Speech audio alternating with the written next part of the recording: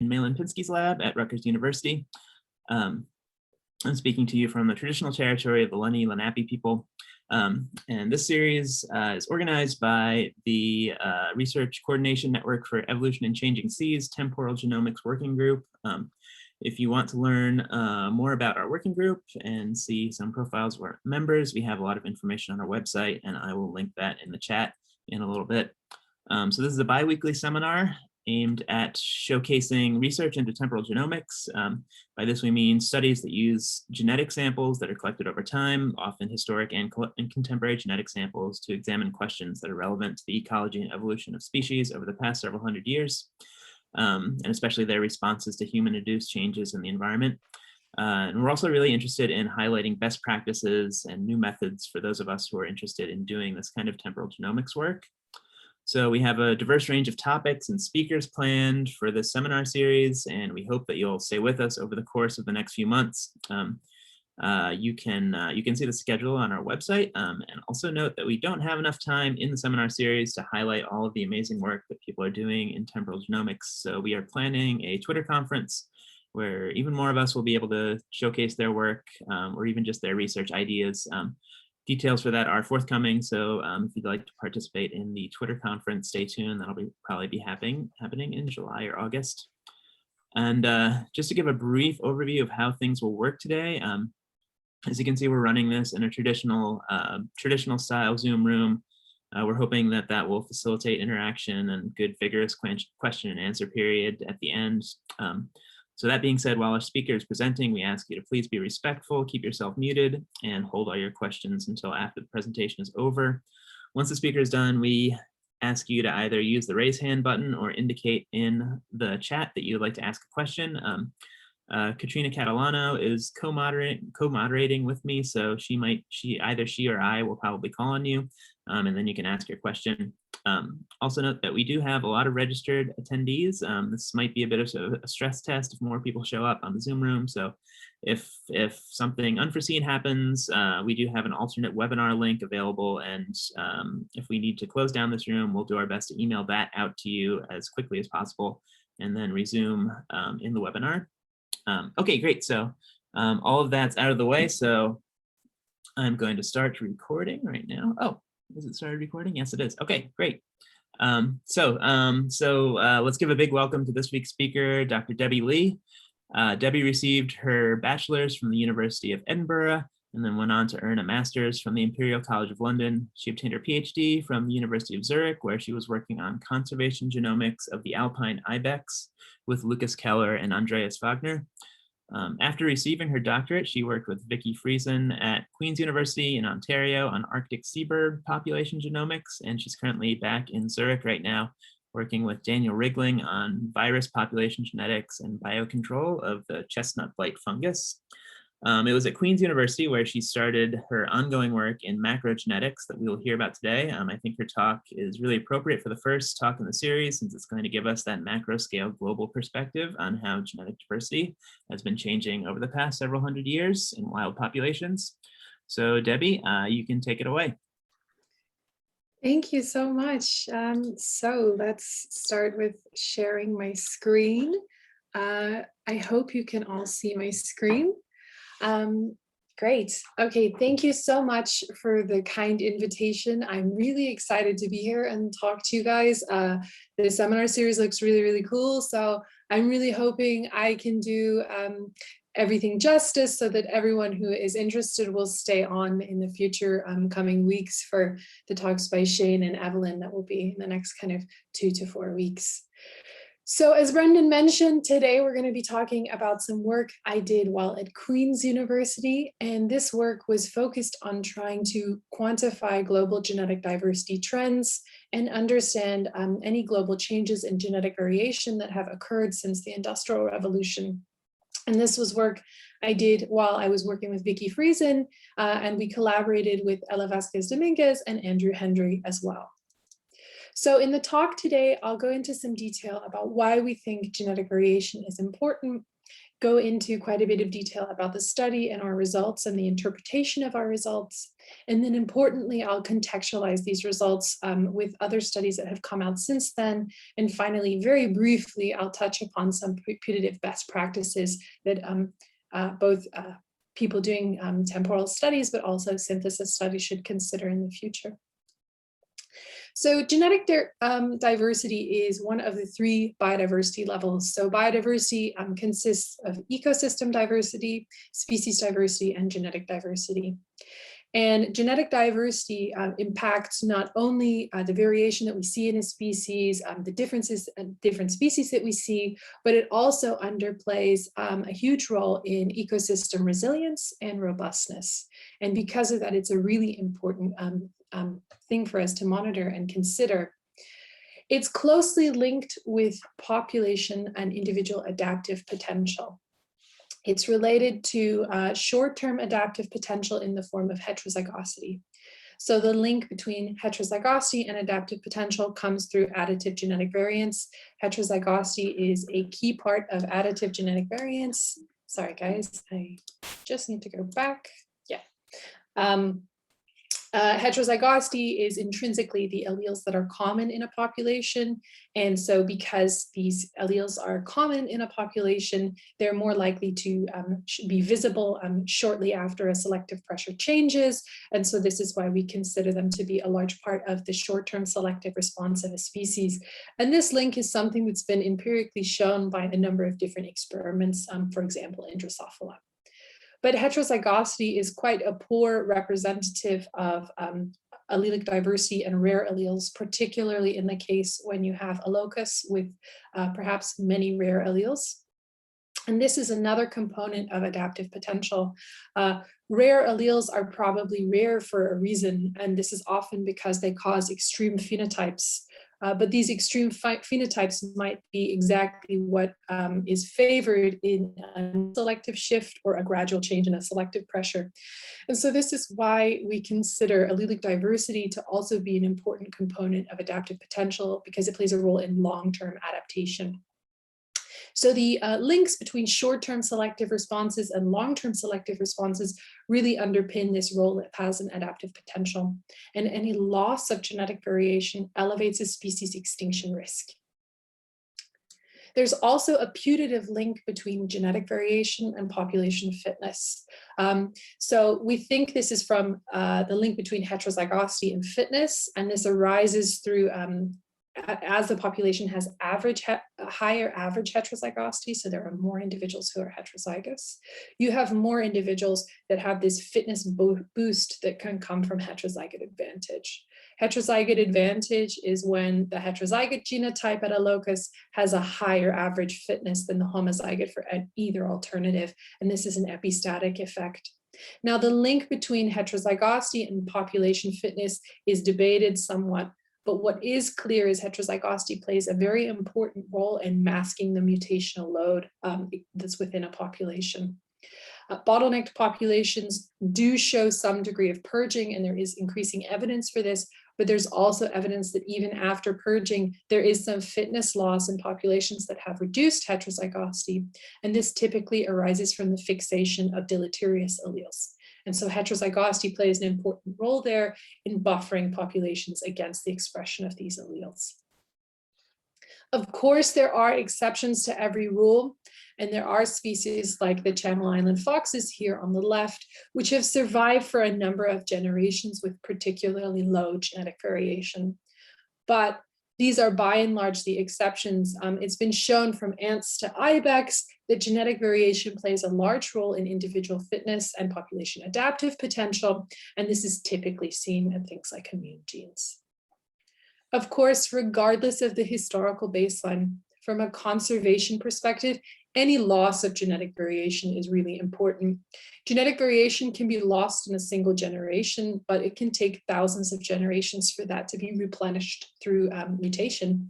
So we really have to consider genetic variation when we're coming up with a species management plan and conserving a species, because any conservation plan that doesn't consider the genetic variation is going to have a very limited long-term success, especially when we think about the changing climate and the different stressors that species are going to be facing in the future or are facing now. Because without any kind of adaptive toolkit or adaptive capacity, it's going to be a long slog for them to be able to survive these. Genetic variation is also really important for humanity and humanity's persistence. It's considered an essential biodiversity variable and has a planetary boundary. And what this means is we have to monitor genetic variation to make sure there isn't any unexpected loss ongoing. But we also have a threshold level of loss, which if we exceed, we of course jeopardize our own survival as a species, which is problematic. Despite this, there's very limited policy-based protection for genetic variation. It was included somewhat in the ACHI targets for 2020, but of course, these are mostly focused on agricultural and livestock species and their wild relatives. There's no explicit language in there discussing the genetic variation of wild populations, and this is problematic because of its importance. So at the time of undertaking this study, so I think I began in around 2018, we were starting to really be confident that genetic diversity was probably declining worldwide. And one of the most widely known examples and evidence for this is the Meraldo et al. Seminal paper that came out in 2016. What they did was to look at global mitochondrial genetic diversity. This is considered a single time point study. There's no temporal element, but by looking at genetic diversity across different degrees of land use change, so comparing disturbed and undisturbed habitats, they inferred that genetic variation was on average lower in disturbed habitats and thus putatively declining because disturbed habitats are increasing in their frequency. This evidence is backed up by an earlier study by Joey Di Battista, which compared disturbed and undisturbed habitats and both, I think it was AFLP and mitochondrial and nuclear genetic microsatellite markers in disturbed and undisturbed habitats. And he also found that genetic variation was lower in disturbed habitats with a difference of as much as 30% between disturbed and undisturbed habitats. But of course, these are both single time point studies. And so there's some things that they just can't tell us about genetic diversity change. And the difficulties with using single time points and comparing populations from a single time point to infer genetic diversity change really come from the fact that not all populations have equal genetic diversity. So because of landscape, differences in dispersal, differences in population history, maybe historical population crashes, you're going to have asynchronous patterns of genetic diversity over space. And so when you're looking and using space as a proxy for time, low modern values can of course not be distinguished from historically low values. It's also important to consider the fact that we often now use protected areas as our baseline in spatial studies, and we assume that this is representative of the historical conditions. But for genetic variation, we have to consider that this might not be valid because protected areas are often intrinsically in inaccessible or isolated areas, which is what has allowed them to stay pristine and then become protected.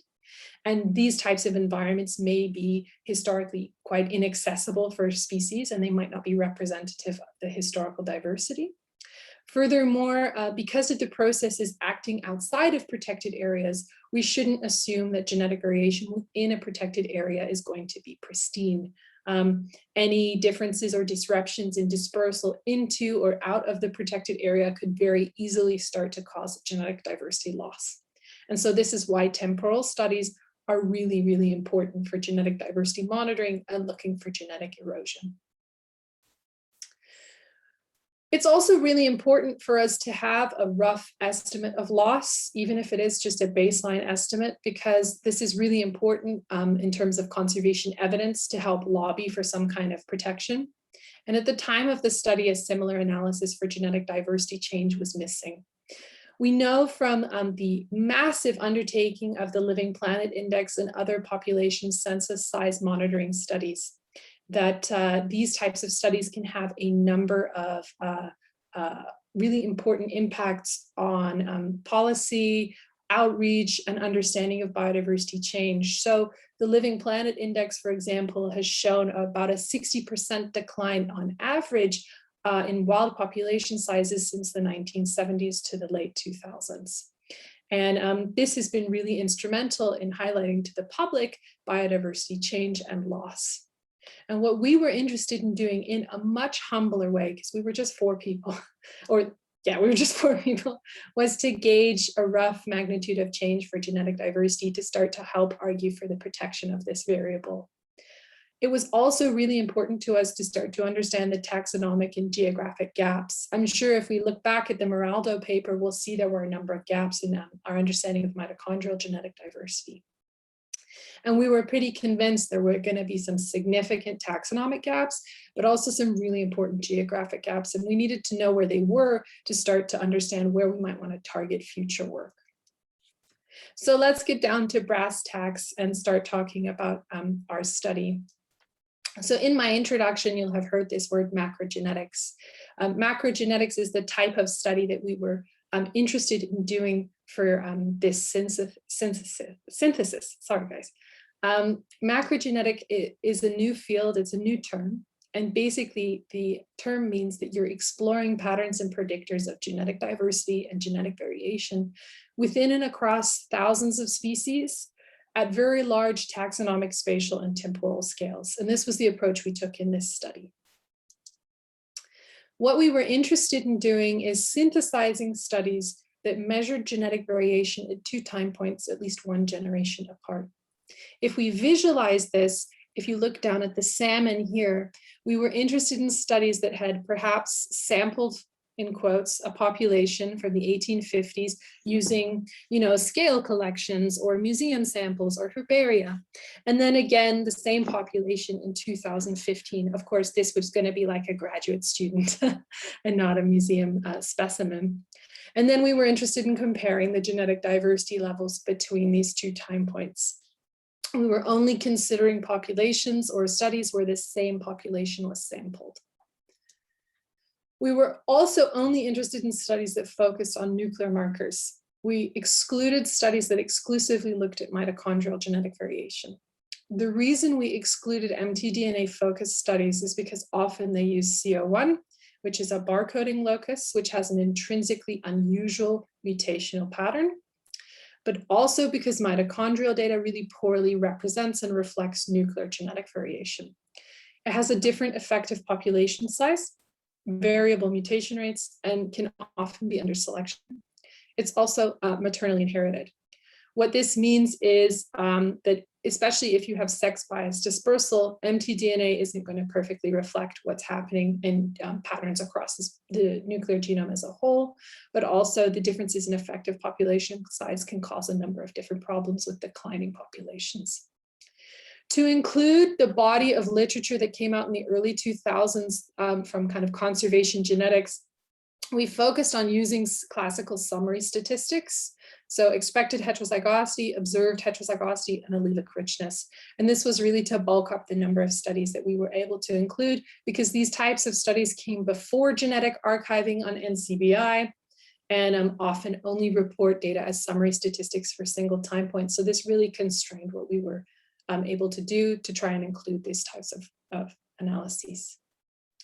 To try and get at putative drivers and predictors of severe genetic diversity change, we recorded as much as we could from each paper. And we were interested in looking at things like taxonomic class, whether or not the species had been considered to have been bottlenecked at any point, the age of the oldest sample in the study, so this is really the year the oldest sample was from, if focal populations were on an island, the number of generations within the study, the historical species population size, marker number, red list status, and any deviations from Hardy-Weinberg equilibrium at each time point. So we screened around, I think around 5,000 papers, and from that pulled out 88 that met our criteria. And from these 88, we were able to obtain 99 independent estimates of temporal genetic trends across 91 separate species.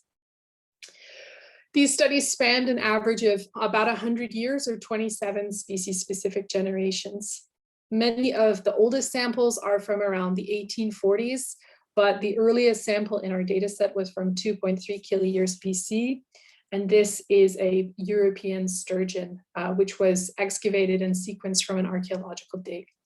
Of course, if we went back and we did this now, we might even be able to go back to 1 million years, which would be completely amazing. I'm sure you guys have seen that they've recently been able to sequence DNA from a million-year-old mammoth specimen, which is absolutely fantastic.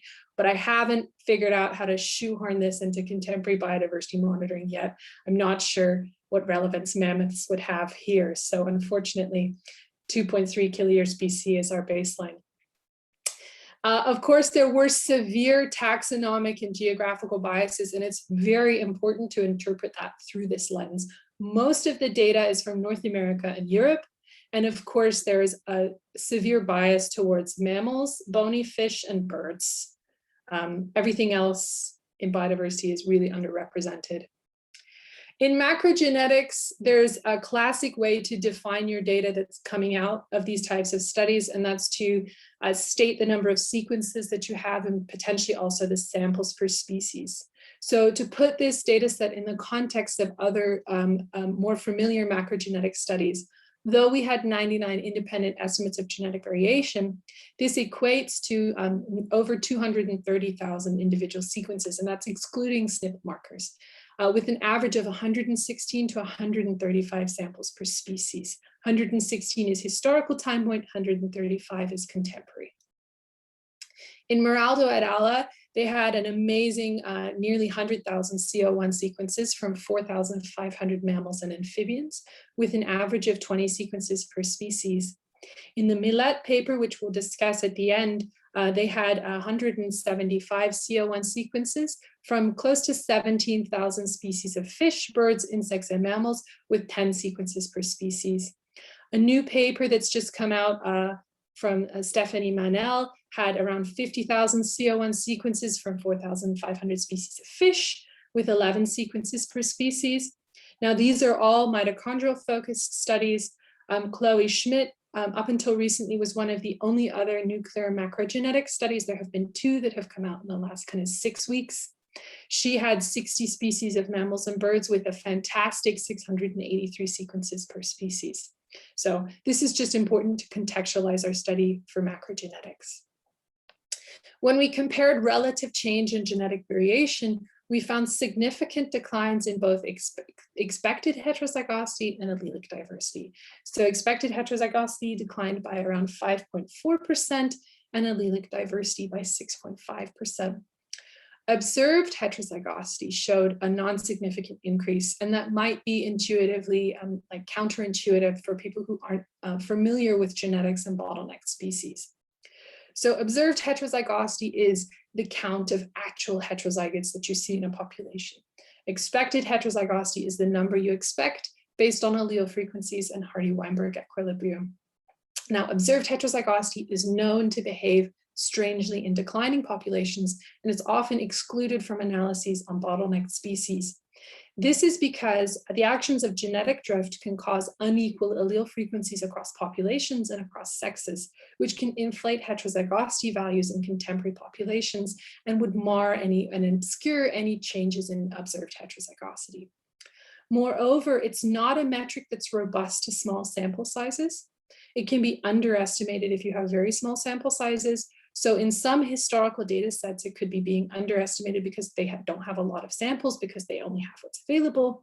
And so that would, of course, mean that you're not seeing a trend of loss because you're underestimating it to begin with. It's important to stress we tried to check that this wasn't due to differences in error profiles across the data sets by looking at frequency of deviation from Hardy-Weinberg equilibrium across our markers, and we found no significant inflation of Hardy-Weinberg equilibrium violations in the historical samples, so we don't think it's due to null alleles or erroneous alleles in historical samples. Of course, 6% is really small. And I would say that that number might want to be much bigger. I don't know what you guys would say. I mean, if we go back to Joey DiBattista's paper, he found 29% difference between fragmented and unfragmented natural populations. And the Living Planet Index has shown putative declines of up to 60%, so an order of magnitude bigger in wild population sizes.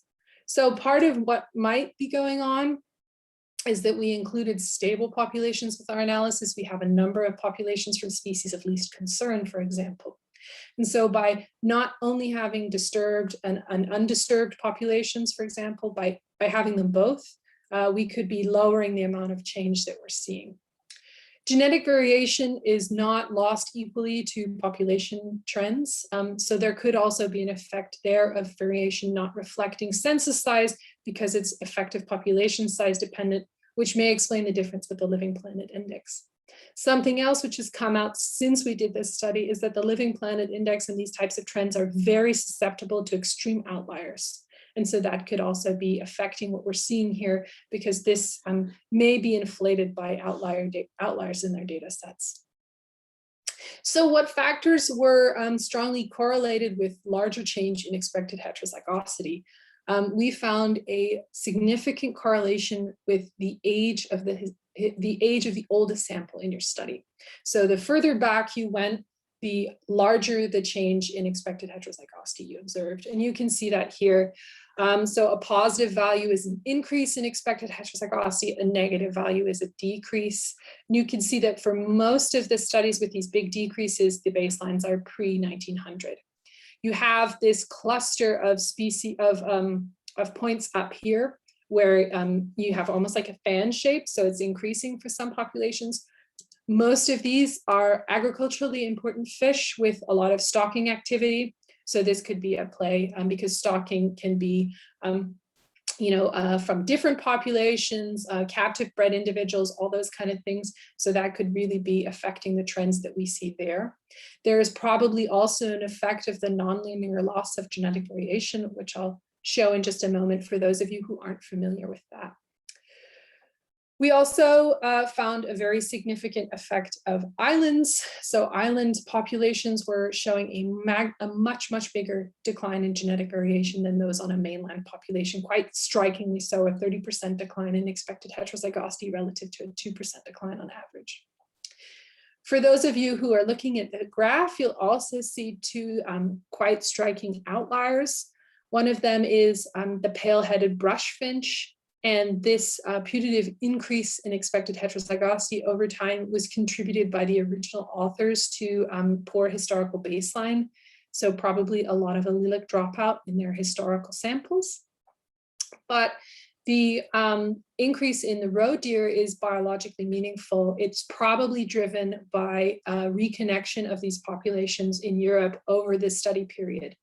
And so this really nicely highlights that genetic diversity trends globally are quite variable. And it is important to monitor them because they might be doing quite different things. So we found no effective red list status or any of the other variables that we looked at expected heterozygosity. And the same was true for allelic diversity. We again saw an effect of kind of time on allelic diversity change. In this respect, it was the number of generations. So those studies that spanned more generations showed more genetic diversity change. Again, we also found this effect of islands. The island effect is probably driven by two things. So island populations are intrinsically pretty small and pretty isolated and are known to be fairly susceptible to declines and perturbations. So that could be genuine kind of just intrinsic weakness of these populations, that they are much more susceptible to losing genetic variation. But island populations are also undergoing this kind of really elevated human disturbance relative to mainland populations. So the human disturbance indices on islands are just orders of magnitude bigger in some cases than they are on mainland counterparts, or they're just much, much bigger anyway. And so these increased stressors are probably leading to increased genetic diversity loss. But it is important to consider that This is probably just a few island populations. A lot of these are from Mauritius, which is quite a unique situation. So we really need to expand this to a number of other island populations to make sure these trends are robust. As I mentioned previously, genetic variation isn't lost linearly. Here is an example from a paper from Bob Lacey back in the 80s, which is a simulation showing the loss of genetic variation. Over time, genetic variation tends to be lost in like an L-shaped curve.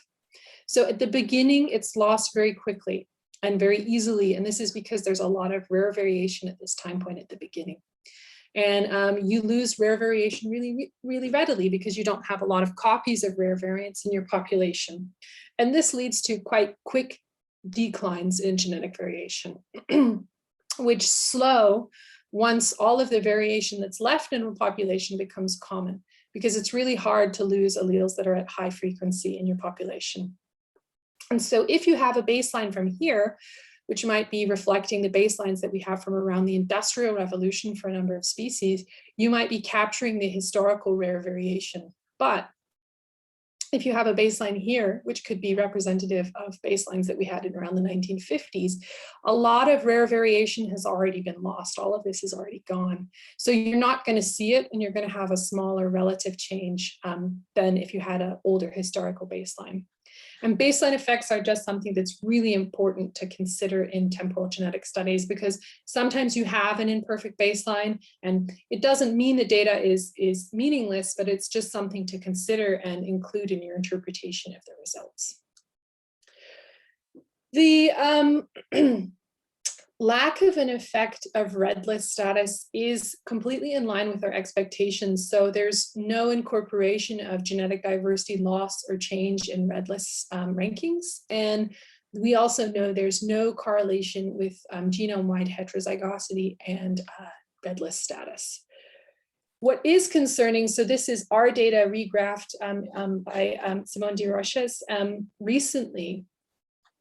What is kind of interesting to consider is the fact that you see species with a range of different red list statuses with fairly severe genetic diversity loss. So some even listed as kind of vulnerable or least concern with quite dramatic genetic diversity loss. And so this really suggests that we may want to consider incorporating genetic diversity change into red list status if we can, because this might be an important metric to consider for long-term persistence and health of the population and species. So let's contextualize these results with other studies. So at the beginning, I mentioned some other macrogenetic studies. So this is one done by Chloe Schmidt on the nuclear markers that I was talking about. This is a single time point study, and Chloe was interested in looking at differences in effective population size, allelic richness, and gene diversity in mammals and birds, and relating these to metrics of urbanization. And in birds, there was no effective urbanization metrics, but these are quite big dispersers, so that does make a lot of sense. They can go quite far, is what I mean by big dispersers. In mammals, interestingly, there was a significant effect of human population density and urbanization on all of these genetic diversity metrics, which supports our trend of decline and aligns quite closely with our expectations from the Moraldo paper and the Di Battista papers. Katie Millet et al. Also looked at temporal trends in genetic diversity, but through quite a different lens. And they found some quite contradictory and interesting results relative to ours. So they looked at mitochondrial cytochrome oxidase 1 diversity change. They looked at many species of fish, insects, birds, and mammals. I think it was over 4,000 species. Looked at change since the 1980s, and this was facilitated by repurposing haplotype data that was accessible on GenBank. And through looking at genetic diversity values since the 1980s, they found no global trend of loss. The only significant change and decline was in insects, the species with the shortest generational interval on average. So why are we seeing such an extreme difference where they're finding no global loss of genetic diversity and we're finding a change of genetic diversity? So this is probably in part due to cytochrome oxidase 1 and mtDNA's intrinsic limitations. So for example, the lower effective population size of mtDNA means that rare variation is going to be lost even faster than nuclear genetic variation if the population is declining. And so this could mean that rare variation has already been lost by the 1980s, and you're just not picking up this loss, you're already in the plateau. mtDNA archiving practices are ad hoc as well. So in the Pazvanaz paper, we examined major molecular journals, I think the last 10 years or so, and found that on average, only 60% of mtDNA haplotypes are fully archived. In around 40% of the cases, only new or unique haplotypes are archived. And so what this means is CO1 data tends to represent accumulation of diversity over space for a species rather than intraspecific genetic variation. Differences between my study and Katie Millett's study could also arise from different generational time spans. So on average, for example, the fish species in this data set were only spanning 2.2 generations, where we had an average of 27 generations. So these differences could easily translate into different trends. And then also finally, the type of macrogenetic study that we conducted was inherently different. So I relied on original publications so that I could pull out and rely on the original authors, like knowledge of this species and population boundaries, and exploited those. But that can't be done when using data from places like GenBank, because that's never included in metadata. And defining populations heuristically can be really, really difficult. So here's an example that Ivan made for the Millet data set. The black cross in the center of France represents the location assigned to this species. And basically, to cluster species into populations, they used 1,000-kilometer rastas, I think. And if we visualize the data set for this species, in 2004, you see that this is the beginning of the time series, and the CO1 haplotypes come from the south of France. As you move through time, the hydrogeographical regions that are included increase. And very quickly, you start to have a conflation of space and time. So the final year in the data set encompasses many more populations than the first year in the data set. And so this could easily cause, for some species, an increase in genetic diversity within their data set, which would create a lot of noise, and then obviously obscure a trend in genetic diversity loss, especially if it's as small as we've measured over 100 years, only 6%. If you're looking at, say, 20 years to 30 years, that could easily obscure the trends that might be ongoing. Of course, we also had limitations in our data set, and I really want to accept those and be open about those. We used summary statistics so we could include all of these older conservation genetic papers. Of course, this limits the amount of variability that you have in the data set and really kind of constrains the natural variation that you're seeing. We also had quite limited options for putative drivers and stressors that we could explore. And that's because we had so many different beginnings of different baselines. And so that really limited our approach. And of course, and I really want to stress this, there were huge geographical and taxonomic biases, and we really need more studies on non-animals and non-North American or EU species. Because there's this heavy bias towards North America and Europe, it's important to kind of realize that we may not be capturing the genetic diversity trends that have been ongoing in genetic diversity hotspots, which are often for mammals and amphibians are shown to be at equatorial regions. And so that's really problematic because these regions are hyper diverse and we need to know what's going on. We also might be missing hidden hotspots by having such a strong taxonomic bias. So this is a projected map of fungal genetic diversity and species, sorry, fungal species diversity, not genetic diversity. And you can see that fungal species diversity is actually supposed to peak in the temperate regions. So by focusing on such a small, narrow part of biodiversity, we're not actually capturing all of the complexity in genetic diversity and in patterns of genetic diversity across biodiversity And so we really need to expand our taxonomic studies. This is a representation of the data set that we were able to assemble for our study. And I really just wanted to be clear about the bias towards North America and Europe.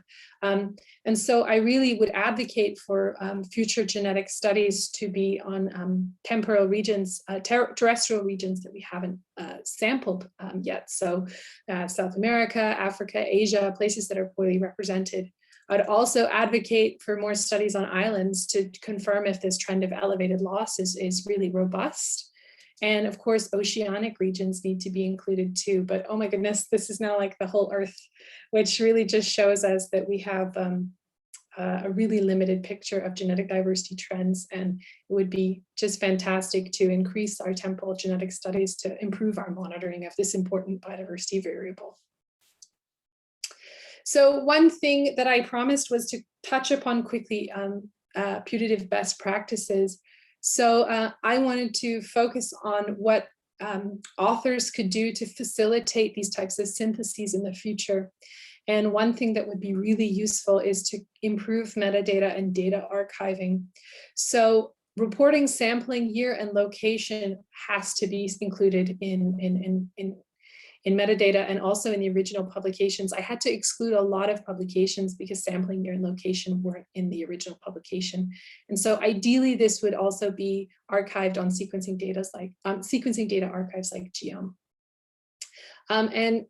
It's also really easy to underestimate how severe a problem this can be. But 95% of amphibian sequences in GenBank have no sequencing year. And 40 to 73% of archive data can't be reused within GenBank in general because there's no sampling date or location. So it really is a chronic problem in genetic data archiving. I'd also advocate for accessible data and classical summary statistics. So ensuring that genomic data is still accessible and ensuring that we still report these classical summary statistics in our paper so that we can incorporate these new studies that are coming out into these types of data sets and more quickly scale up our global biodiversity monitoring. Of course, metadata can be really sensitive. So poaching, hunting, and black market are all reasons why people don't release metadata. Of course, we also have to protect the community or the scientists who are collecting data in conflict zones or regions like that.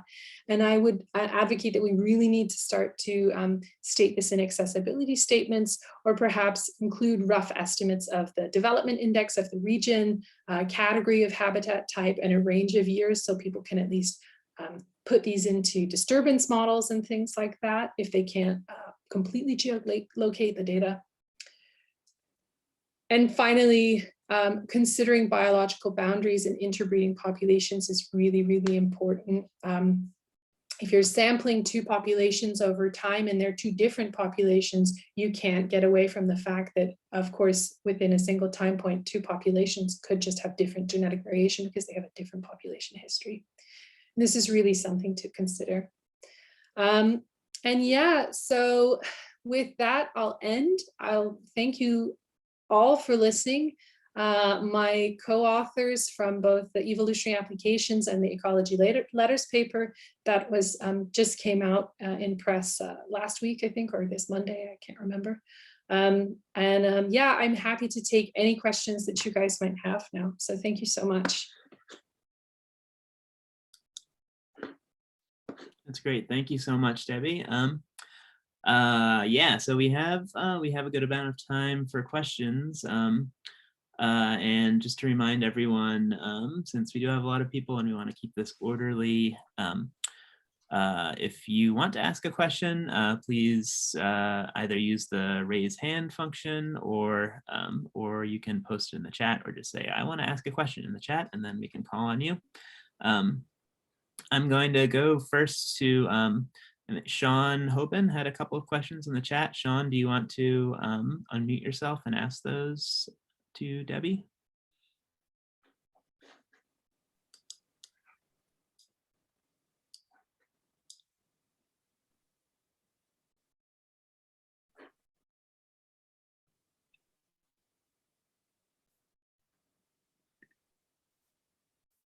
if Sean is still here.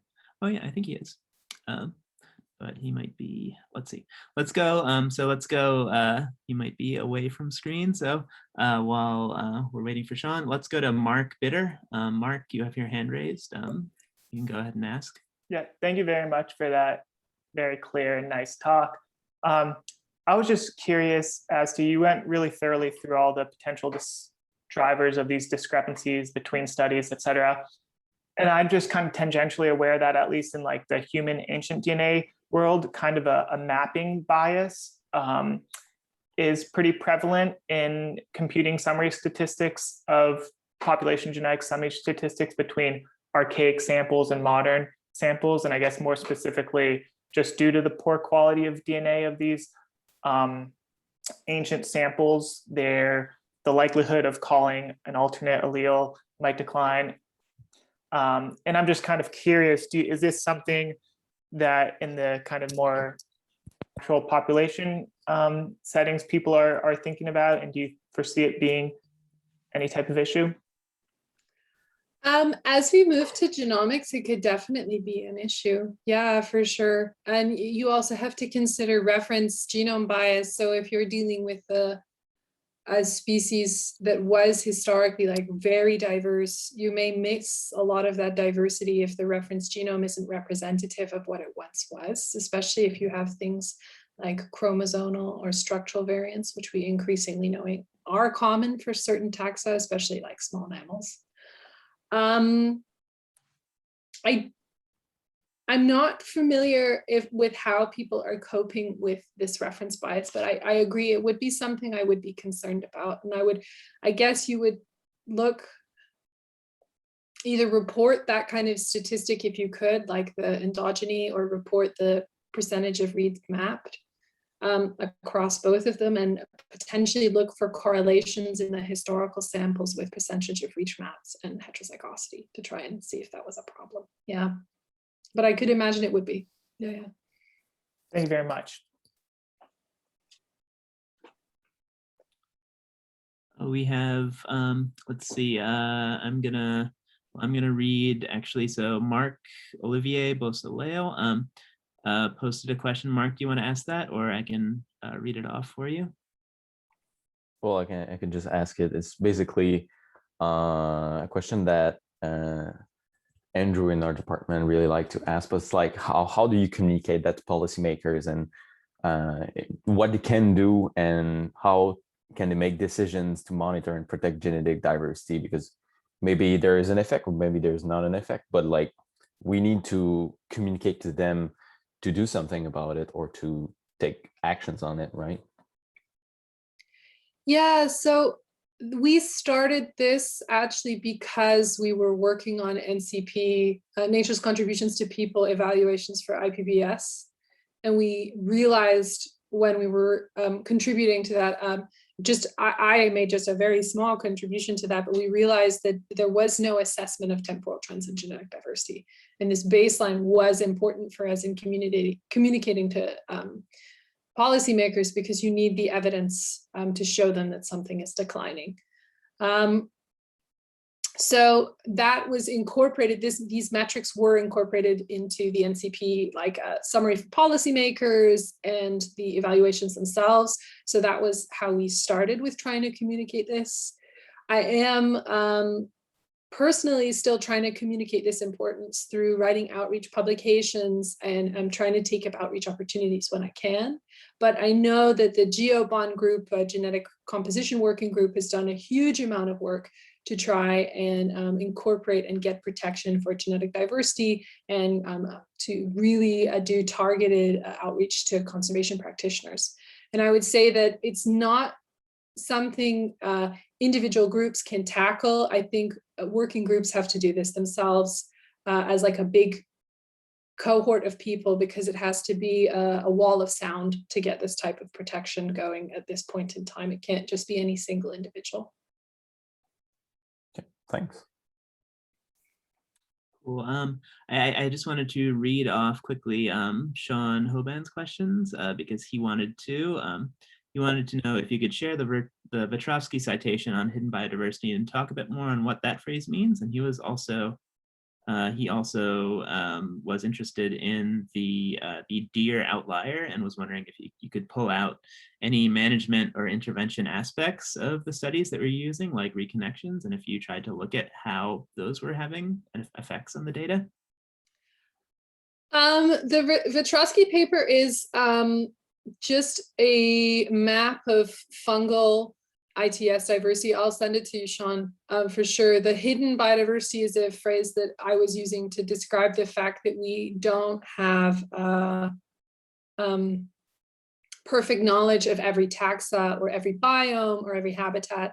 And I think that we might be missing a lot because we just have such a narrow view of biodiversity variation.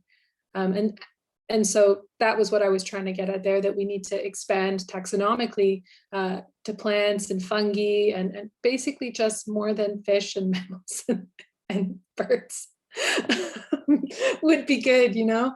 Of course, sometimes these are what's in the museums. So this is also the constraint that we have. And so knowing what's happening in the museums and what we have there is already better than not sequencing, because you don't want to bias the data too much. At least knowing what is there and what's going on with what you have is already good. I didn't look at the management interventions in the studies. I think that's a really good point. It could be really interesting to look at. So the deer, it was like a really small population in France that I think had been reconnecting over time just because of the loss of the lynx predation and the loss of, and the like hunting going a bit out of fashion in that region. So that might be what's going on there, but there definitely is an effect of management in the fish for sure. So. Cool. I'm going to call on Nate, who has his hand raised, and then we have questions in the chat from Tanya and Craig, so we can get to those after Nate. Okay, so Nate.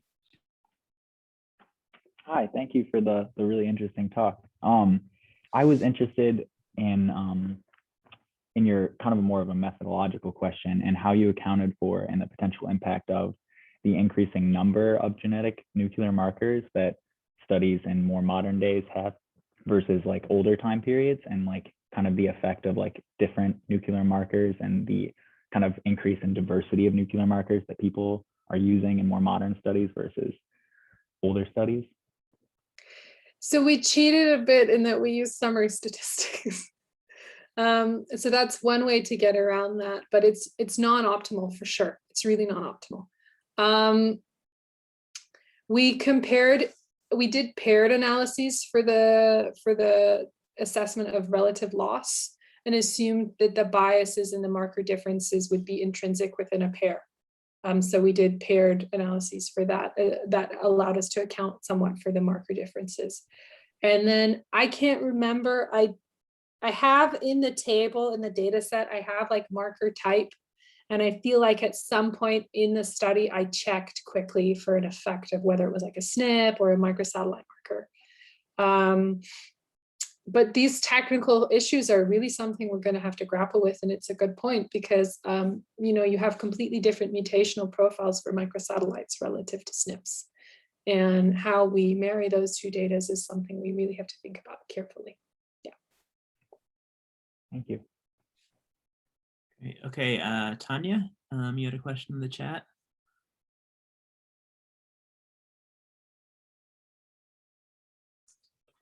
Hey, thanks.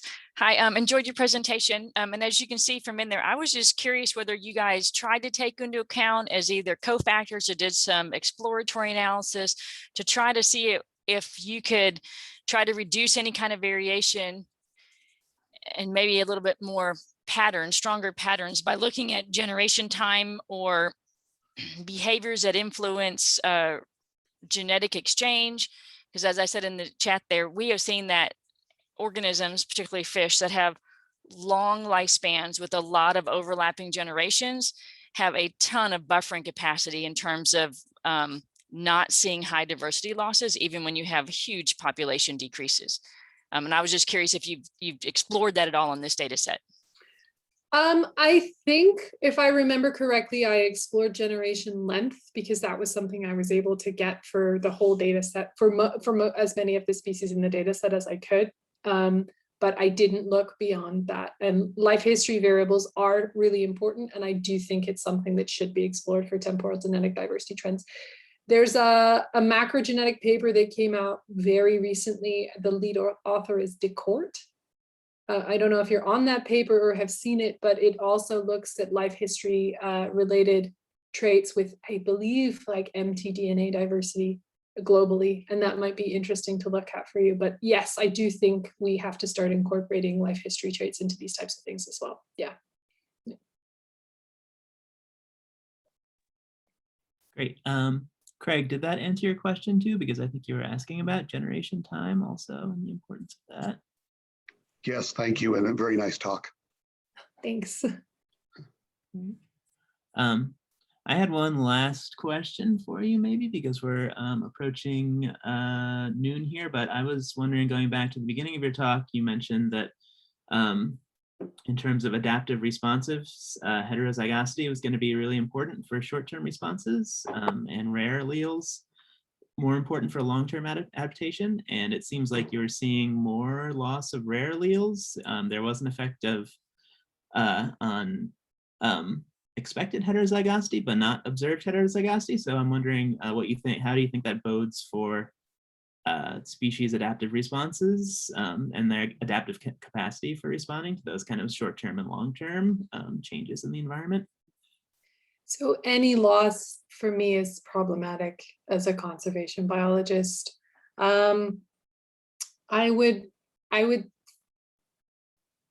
You would expect anyway to see alleles lost faster than heterozygosity.